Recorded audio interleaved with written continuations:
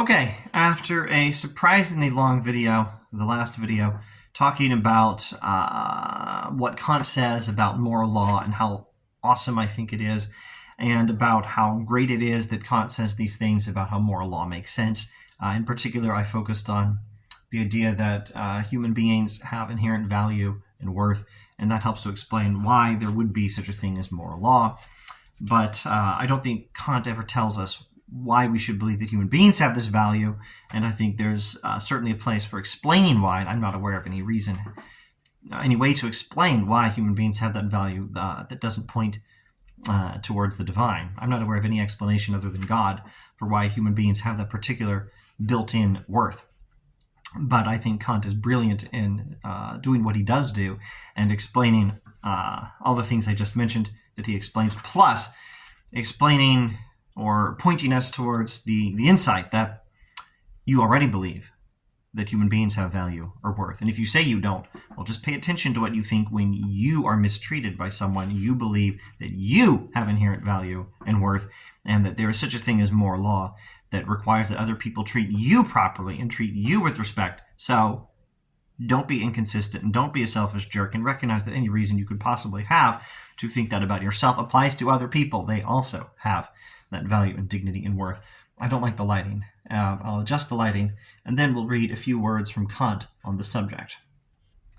And I'm not sure if this lighting is any better, but oh well, whatever, who cares, let's move on. Kant, Hackett edition, grounding for the metaphysics of morals.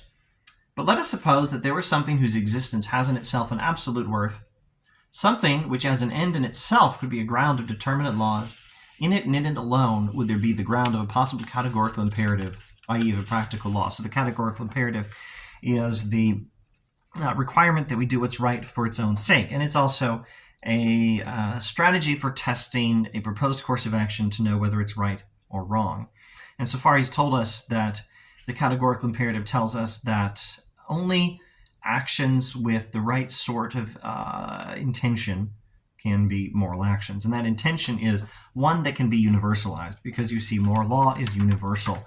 That means it has no exceptions, and that means you can't be living by standards that are meant for you and not for other people. You have to live by standards that you could wish everyone else would also live by, or live according to principles, or live by reasons that you can expect, that you could wish that other people would act by as well, would live by as well.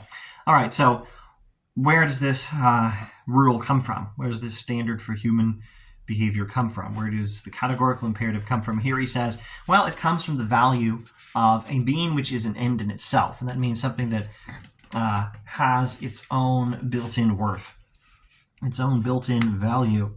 And Kant continues, now I say that man, and in general every rational being, exists as an end in himself, and not merely as a means to be arbitrarily used by this or that will. So a human being is an end in himself or herself. And it's because we're rational beings. Rational beings are ends in themselves, and human beings are the kind of rational beings that we interact with on a daily basis. If it's useful for thought experiment purposes or for religious purposes, think of Vulcans or Groot, or back to Star Trek, Klingons, or Star Wars, Wookiees. Think of aliens who are not humans and are rational beings nonetheless, and also have the same sort of inherent built-in value that humans have. That was just thought experiment purposes, but religious purposes, God, angels, things like that, would also presumably be rational beings and worthy of being treated with respect. Which does not answer the question, how do you treat an angel with respect? So I guarantee there is an answer somewhere. I expect Augustine and Aquinas might give answers, but if you actually care, I'll tell you this now. Angels will be, I think, happy if you just treat human beings properly. I'm sure the angels will be well pleased if you treat human beings properly, and that's certainly the emphasis of Kant. Those are the rational beings we all know. Human beings are the rational beings we all know exist and that we all interact with on a daily basis, and we all know perfectly well how to treat human beings properly, or at least we know enough to do what is right, and the categorical imperative will fill in any gaps for us in our understanding of what is right. Now, back to the point. What we're now doing is we're getting back to the text. What we're now doing is we're getting to Kant's second version of the categorical imperative. There's only one. And now he's going to give another way of saying what he thinks is the same thing. The first version was act only according to principles that you could wish everyone else would act according to. The second version is coming up in a moment. He says, persons are therefore not merely subjective ends whose existence as an effect of our actions has a value for us, but such beings are objective ends, i.e. exist as ends in themselves. Every person, every rational being, and in particular every human being, is not just there to be used as a means for your own ends. Not even you are to be used as a means for your own ends. No, people, rational beings, humans in particular, are ends in and of themselves, not just ways of achieving some other end. If then there is to be a supreme practical principle, and as far as the human will is concerned, a categorical imperative, then it must be such that from the conception of what is necessarily an end for everyone, because this end is an end in itself, it constitutes an objective principle of the will, and hence can serve as a practical law.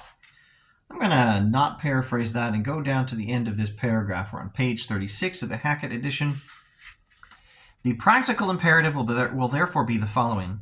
Act in such a way that you treat humanity, whether in your own person or in the person of another, always at the same time as an end, and never simply as a means. And that's version 2 of the categorical imperative. Always treat people as ends in themselves, or always treat rational beings as ends in themselves. But Kant doesn't seem to think that we know about angels or aliens, or at any rate that we both know about them and know how to treat them properly. I've never met an alien. And the categorical imperative, therefore, can be phrased in different ways. You can say persons, you can say rational beings, you can say human beings. But this is the second version of it, and it is treat people always as an end, never simply as a means. I'll pause to clarify, and then end this video. I'll pause to clarify one possible misunderstanding. He is not saying do not use people as a means to an end. You have to, just to survive. You're using me as an end, as a means to an end, your end of understanding Kant better, I suppose. And carry on, I approve. And my students use me for that sort of thing all the time. I use them to get paid for doing my job. And you use the person at the grocery store as a means to your end of getting food. And there's nothing wrong with that. There's nothing wrong with using people as a means to your own ends. There is something wrong in reducing people to the status of just means to your own ends. Always treat people as ends in themselves and not just a way of achieving your own goals. All right. Quite enough Kant for this week. Thanks for watching.